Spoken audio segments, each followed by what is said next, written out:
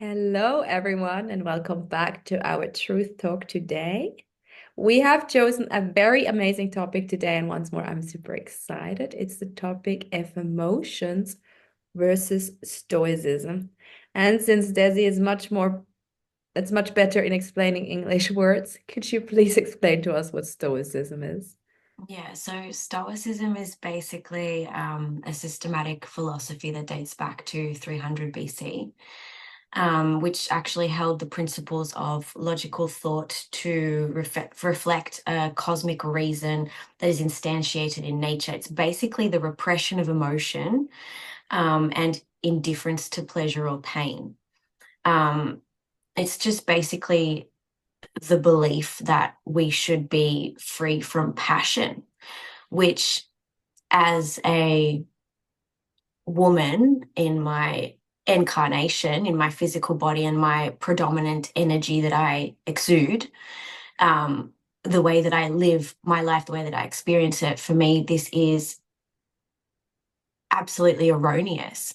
I believe that emotion is something that we need to allow ourselves. We are, after all, having a human experience which is based on navigating energy and karma. And what is emotion? In the end, it is energy in motion.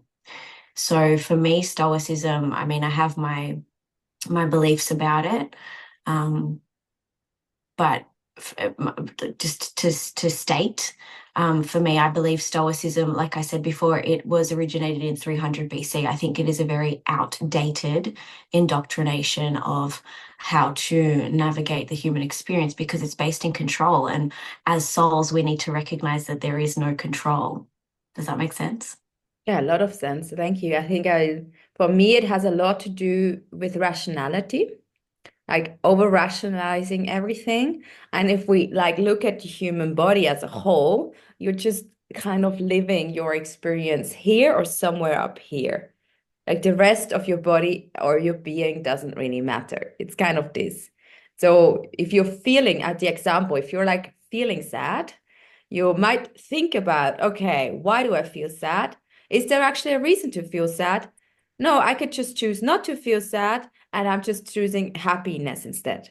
What does that do? Your body still feels the sadness. Your being still feels the sadness and the emotion, but you're just suppressing it. So you're just pushing it down, and everything underneath your head doesn't exist, and it's not there. And that doesn't mean that it doesn't exist anymore. It's not there anymore, but it will just start rolling its like story in the background. Yeah, And basically.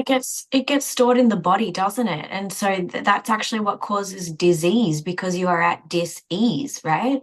Yeah. I think that that's a really good point that you made there.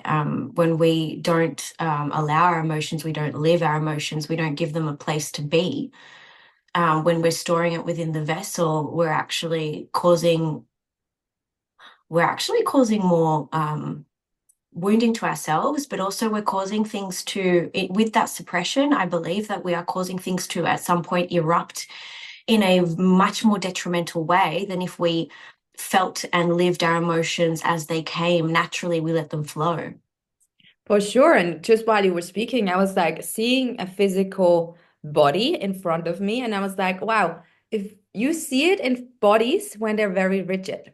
I mean, I think we all have an example of one of these people in front of us, our eyes, where they're just very tense. Mm. Like everything seems very controlled and their body doesn't really have any movement and flow in it.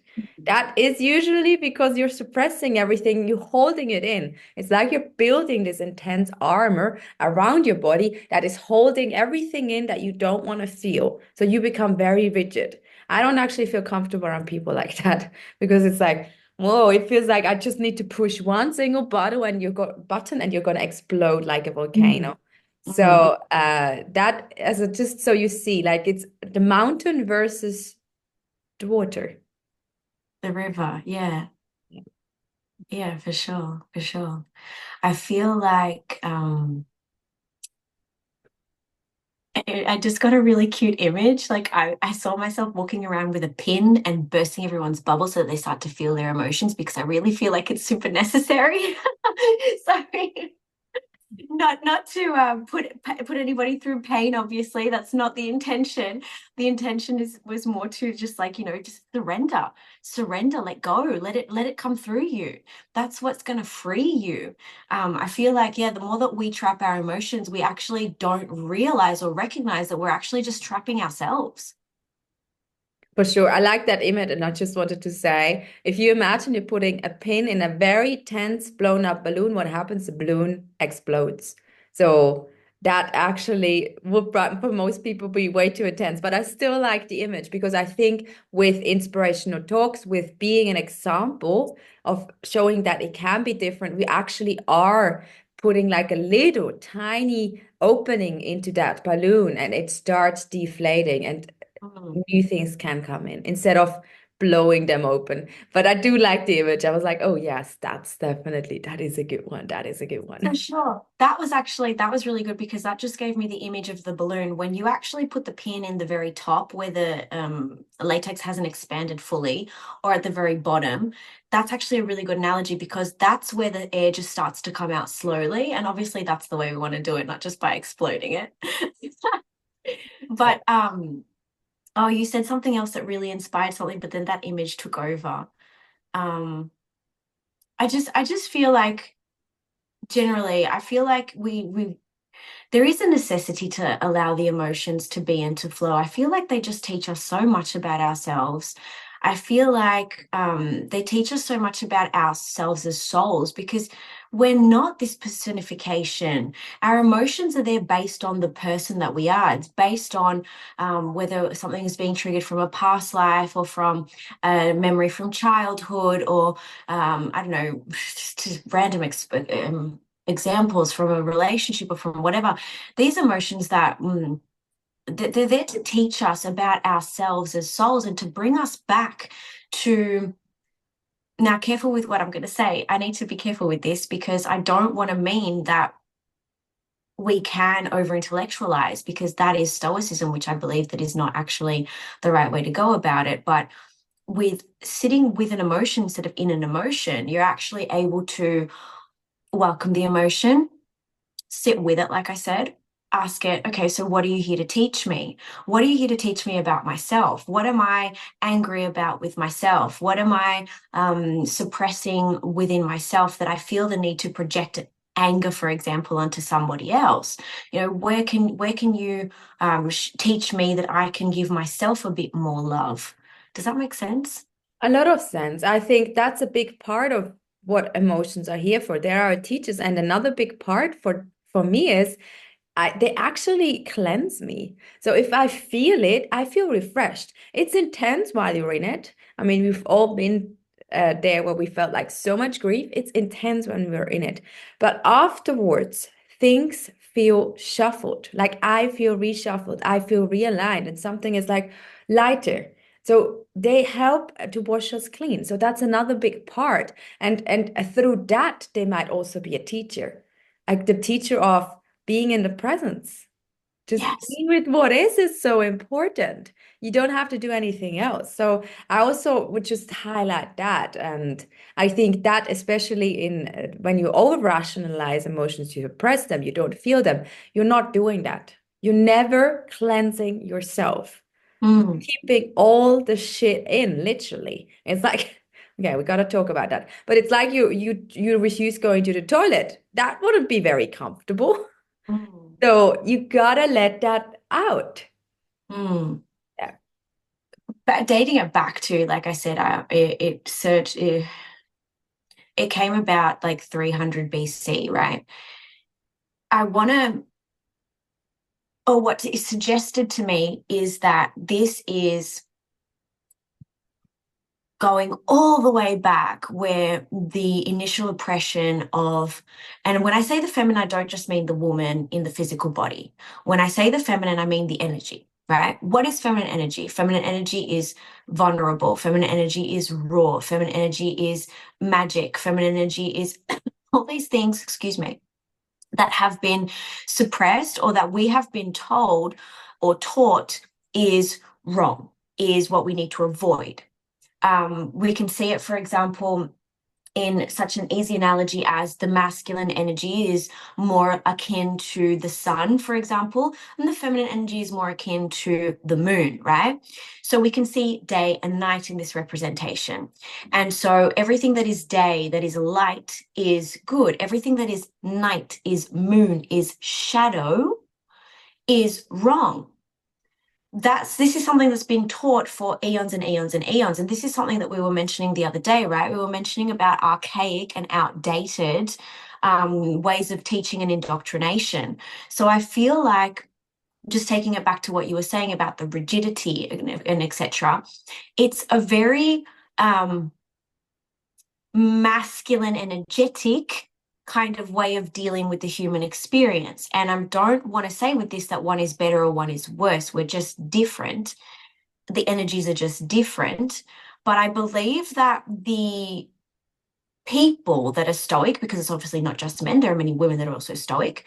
I believe that these people need to get a little bit more in touch with their femininity, because the feminine in the end is very intuitive and very wise in the subconscious. And we do actually you're right. And when you gave me that image, I saw a lot of men that I know personally, a lot of men that were very rigid, and you can visually see it. And I just wonder what their soul feels with all that rigidity, because I believe that the physical vessel is also just a representation of our energetics and of our soul, right? So it really impressed upon me. Yeah. It has a lot to do with control. When I hear you speak, I'm like, it's controlling. It's like trying to control every little thing. So you're also controlling yourself so much. So basically, I see this as walking around this world, and every single thing you're thinking about, controlling, analyzing, pushing it down, pushing it in, it must be really exhausting. Whereas Mm, if you're just flowing, and I mean, I'm also not just flowing, just so I clarify that, but whereas if you're like more in flow with everything, it just becomes a movement, mm, becomes a mm, dance, and kind of mm, life becomes a dance. And I'm like, if I would have to choose between one or the other, it's very obvious what I would choose for. mm, So mm, if I want my life to be a dance, I also choose myself, the way I am, what I feel, what I do, how I live my human experience, and with everything that comes. And I think we can be quite a big inspiration in doing that, because in my opinion, when I heard you speak before, I was also like, the world actually needs to soften, like the whole planet wants to soften. Everyone is like really oozing for that. And I think that's why it's important to speak about this, to show a different perspective, to show a different way, and to just through this to bring a softening into it. And the softening comes through feeling at the moment, through being and feeling. Like imagine if everyone would sit at home and process their own emotions, their own shit by themselves instead of just pushing it out there, because what we see is unprocessed emotions just being lived in this world at the moment. mm, We don't even see that what is happening in this world is actually because some people are not processing their emotions. mm, They're just living their anger out in like in a very intense way where it hurts a lot of people. Or their grief. Actually, it's often also grief. And I just had the epiphany yesterday. I got to share that with you, that if we are really, really hurt, like a heartbreak or someone is rejecting us, the part in our body that actually gets hurt and we need to repair is not our heart. Our heart knows that. Our heart is fine. It's our solar plexus. It's our ego. That is the one that's being hurt. So you see a lot of little tiny, sorry that I say it that way, but not sorry, little tiny beings running around out there like little children because their ego is hurt and creating havoc because they're not feeling what they're supposed to feel. They're just pushing it out there, like they're becoming rigid in their body, and then they're going into a fight with every single thing around them. And then mm, they are, and I'm going to finish soon, and then they are judging those that are feeling. Because if you have someone, and that is like a big, big thing. If you have someone in your field that is judging you for feeling your emotions, that, I mean, we've all been there. You're feeling too much. Why are you always so sensitive? Why are you always sad? You're always crying. You're always angry. With you, things are just so complicated. You're just too much. We've all been there. So if you hear those words, you know this person is actually suppressing their own emotions. They're judging you, because no one would judge you for your emotions if you're feeling it themselves, right? Yeah, definitely. Definitely. There's just, I mean, it just really ties back to what I was saying. It's like, it's because it's new, Jen. Because up until still very recently, it's been a generalized social opinion that emotionality is irrationality. And that's not the case. It's just something that's been suppressed. And so it's very new with this divine feminine rising era that we've come into, where the divine feminine is preparing herself to take her throne next to her divine masculine counterpart. It's not about one being more than the other. It's about coming back to that balance where all of us can be okay with our emotions, and all of us can also rationalize things, just not over rationalize and suppress the emotion. So this judgment, yes, I completely agree with what you're saying. It is 100% right. It's because they themselves would judge themselves for being emotional because they're suppressing their emotions. And yet it's coming very subconsciously from the way that we've been indoctrinated within our families. We even see in older generations, especially, that when a mother or a grandmother or whoever was the feminine was having an emotional moment, the masculines in the family were trying to suppress that emotionality. And so it is societal, social, generational indoctrination that is so deeply embedded within us that right now it's really new to be seeing these empowered feminines coming through and saying, I get to take up space. I have a right to take up space. I'm a divine being just like you, and I'm going to take up space with my emotionality, with my gnosis, with all of my beautiful feminine gifts. Like I was saying before, it's not just about our emotion, it's about our magic has been suppressed because the intuition, the clairabilities, this is all part of the subconscious. It's all part of Sophia, the feminine energy that we all have within us that is also without us. But yeah, just what was coming to me while you were speaking was it's because it's so new. And so this is something that we need to encourage more. This is why I think, again, this is why our talks are so amazing, because we get to afford each other this space and to really sit in that feminine. Yes, it's okay to be me. It's okay to have my emotions. It's okay to navigate life this way because we're meant to navigate life this way. We're just breaking away from what we've been taught. And that's why it still feels a little bit uncomfortable. But the more that we do it, we feel more comfortable, right? Yeah, for sure. First of all, I love when a Libra is talking about balance and doing this and talking about judgment. I'm like, okay, okay, she's speaking. She's just embodying her persona. Amazing. Thank you. I was like already lost there, but no, for sure, 100%. I agree. I agree with you. And that's why, in my opinion, that's why again, why we're here talking about this, because we want to bring something, we want to show something new that is actually not new, but is ancient and has always been there. And we just want to highlight that and also talk about our own experience in that. And I think there we go, our own experience. But yeah, for me, definitely, I am a woman currently in this body. And I've been like hearing all my life about that I'm too emotional and too sensitive. And Mm. yeah, as you know, it most recently happened again, where a man was sitting and like trying to over rationalize of or and what I was feeling and telling me that I would just one day understand that emotions can just be turned off like that because it's just part of our experience and it's just part of our mind. So our mind is more powerful than our body. That's basically the underlying message in that.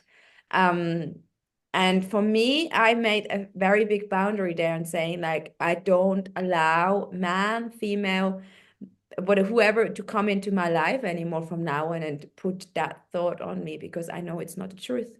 It's not something I uphold. It's not something I believe in. from the core of my being. So I think we can, and that's the thing. I'm now making the choice to only surround myself with people that either see the world how I see it or see it in a similar way, or they allow the space for me to be there. And I have many beautiful male friends. They are completely fine if I come and tell them, oh, I've been feeling really sad, I've been crying my eyes out. And we talk about something else a second later, because that's usually what I need. I just need to share. I need to share how I felt. I don't need to go into a 5-hour conversation about it. I don't need you to save me because I'm fine. I'm fine feeling everything that I feel. It's just about sharing. And I think when we share what we feel, and we just share, actually, I've been crying my eyes out the whole morning and I'm fine. It actually also brings so much healing into this world and so much deeper understanding of, Mm. yeah, emotions are not a problem. Emotions are part of our existence. So why wouldn't I share? And it's also this thing. If you're asking me, how are you? I will answer truthfully. Don't expect me Mm. to say I'm good if I'm not. Don't expect me to say, oh, I've been having the time of my life if I haven't. I will answer it truthfully. Mm. Mm. So I got completely blindsided by that comment. Emotions can be turned off. That rings so untrue. And I believe that not even that person believes that. I believe that, I also feel like what I was saying before about they're scared to judge themselves, they're scared to judge their own emotions, or they would judge their own emotions. That's just it. That somebody that says something like that to you is because they judge their emotions, because they feel like it's not okay for them to feel what they feel. 100%. And saying that emotions can be turned off really makes me wonder what that person's going through. And so I just got filled with a lot of compassion, because that person is to say something like that, that person must really not be okay with themselves, Yeah. basically. Sure. And there I made the decision that from now on, I'm not going into discussion. That's not my path, because discussion and conflict actually, it doesn't serve me as a being. I'm going to be an Mm. inspiration, and I'm going to be an inspiration for people who are ready and for people who are open. And whoever doesn't want me to be an inspiration for, I'm fine. And that doesn't mean I actually see everyone. We're all inspirations. Everyone out there is an inspiration for me, no matter what. Sometimes an inspiration of like, oh, I never want to be like them. But that is basically it. So that's what was a conscious decision of mine to move my way differently. But yeah, for sure, 100%. And I think, yes, we can hold compassion. And I can also hold compassion for the person saying, but you're going your own way. And if you're ever Mm. ready to be in a proximity with a person like me, yes, we can talk about it. But until then, you're going your way, I'm going my way. And we don't need to mingle as long as you uphold that belief system. No, for sure. I think that is what compassion is. It's a because you've got to also be compassionate with yourself, right? You've got to uphold boundaries. So compassion with you is not taking something personal, but then compassion with yourself is I'm not going to put myself in that situation again. For I sure. think that's really necessary. It's just control. The word that just keeps coming to my screen is just control. And this was actually um, one of my major lessons when I sat with Abuelita Aya. I sat with her 3 times, and my third ceremony actually tied in with my first ceremony, and it was all about control.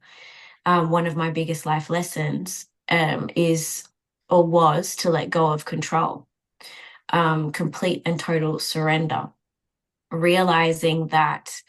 And, this might be an unpopular belief or unpopular idea, and you don't have to agree with it. But I know you and I have spoken about this at some point. I think I've told you that where I understand free will is because the way that I understand the human experience, we are soul. And what we have done when we've come here, consciousness has come into the third dimensional being, the body, it's switched off its memory. And so we don't remember exactly why we came or that we actually came with a plan. We have signed contracts with different souls to come into our lives at certain points, to play out a certain role, to live a certain experience with us. And we have actually done that in soul. The soul knows absolutely everything that it's going to do in the incarnation. And so the way that I understand free will is that it's the soul that has chosen. Our soul has free will, but as humans, we're literally, I had a vision a couple of years ago that the cosmic joke is, obviously it's not exactly this, but I saw the cosmic joke represented as a bunch of kids that were sitting on a couch playing a video game, right? So we were like the NPCs, and we're literally just being conducted, or what's the word I want to use? Because we're not being manipulated by our own soul. It's not manipulation, but it's the soul that's kind of driving the consciousness within the body, if that makes sense. And so the free will is actually outside of us.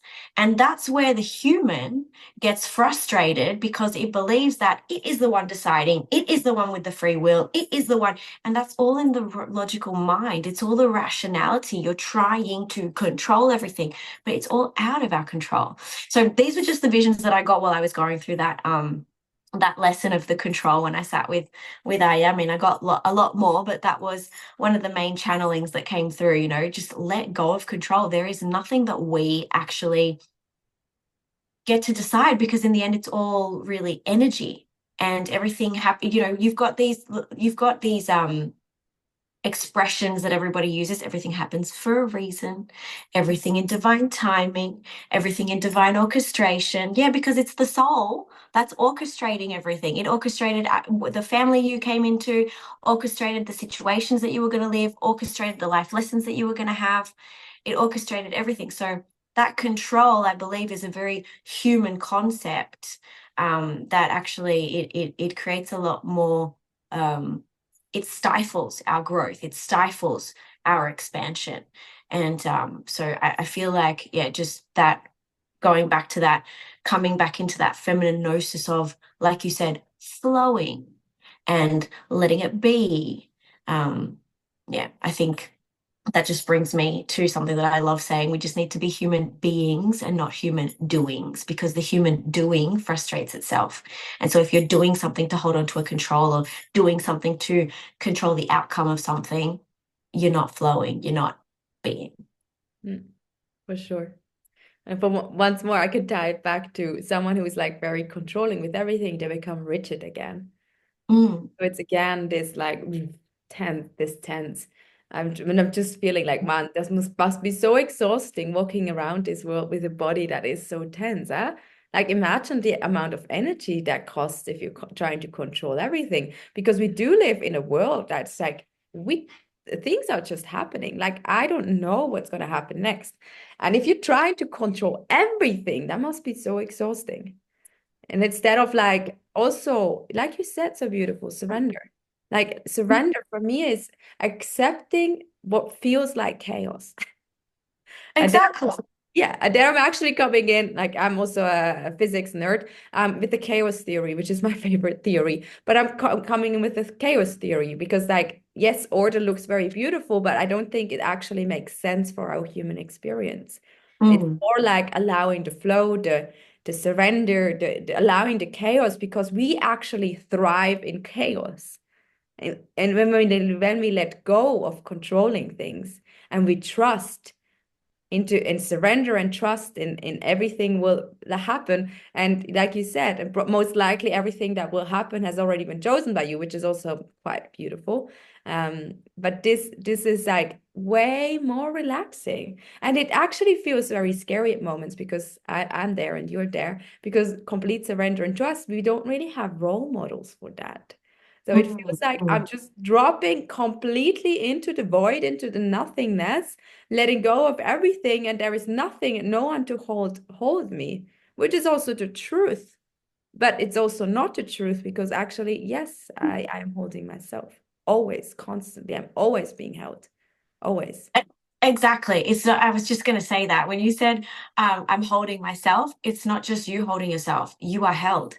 Yeah. We are held by the cosmic energies, the universal energies that are God and Sophia. We are held by our so this is like totally a different topic, but we are also held by that counterpart, if that makes sense, because I told you about some channelings that I got more recently, which was that the I am presence, it decided one day to ask itself what it is, and so it polarized itself, right? So we've got polarization within the creative energies, masculine, feminine. We've got also the way that we've been created polarized. You've got another soul counterpart out there that energetically is holding you too. Whether or not they're in your life, it's an energetic thing. So if you realize that you're part of creation, part of the collective, you've got this counterpart that's also balancing you out energetically in the physical realm, you're really not alone energetically at all, at all. Don't know why that came through, but that came through. So yeah. You're never um, alone. never Basically, you alone. think you're alone, you're never alone. We're never alone, never. And the more that, I mean, for me, it's very evident because I do have those clear abilities, and so do you. You see energies, you see that, you know, you can be alone in a room, but if you are actually able to if you have HSP, like for example we do, you can see that there's other energies within the room. You can see that there's someone with you. I feel my grandfather with me. I feel my aunt with me. I can talk to them. I can ask for signs and synchronicities to confirm. We're never alone. Never. We've always got someone in our corner. We've always got more than someone in our corner. We're always accompanied by our guides, by our ancestors. They're rooting us on, especially those of us that are here to be.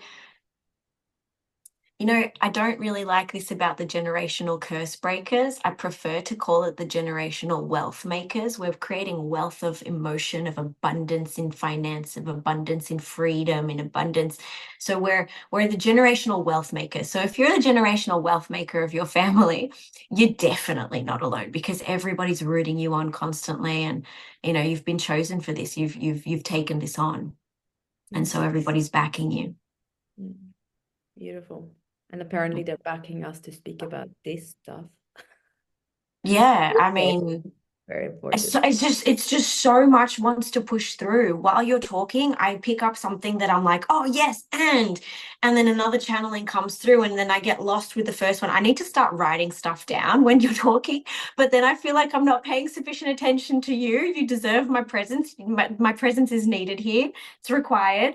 So, but so much wants to push through. So I really feel like these podcasts or videos that we're doing, I really feel like they're definitely going to serve a purpose that even we right now can't fathom where it's going to go. But I believe that it's going to fall on the right ears that it needs to fall onto. I feel like we're going to, or we are already giving a very amazing space. For sure. And I mean, I think also that ties into there is more gonna come. All of this, we are at the end, we also tapped into multiple topics that we're gonna speak about those. Like if you don't fully understand what we've just been spoken about, we will elaborate on those. And I think just stay with us. Stay with us, and there is so much more to come. There is so much more to understand, like so many more topics. And I think it's just gonna broaden your horizon. So if you don't understand everything fully, it's fine. I don't Yeah. understand fully either at times. And then you hear the second, a third, a fifth, time, and then suddenly you're like, oh, now it makes sense. And that's also Mm. cool. Yeah. Do you have any last words that you want to share? No, but what you just said really does. I can talk about my own experience, right? There have been lots of different concepts, ideas. The more that I've tapped into spirituality, the more that I've tapped into my soul, that maybe things that I tapped into 4 years ago didn't make sense, but now they make a lot more sense.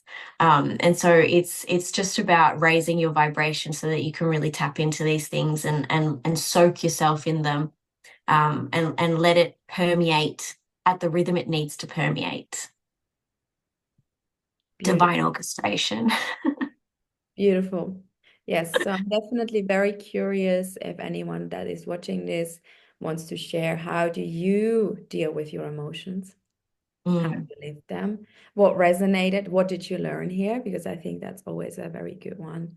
Yeah, I'm happy that I could speak about that. Thank you so much. Yeah, thank you.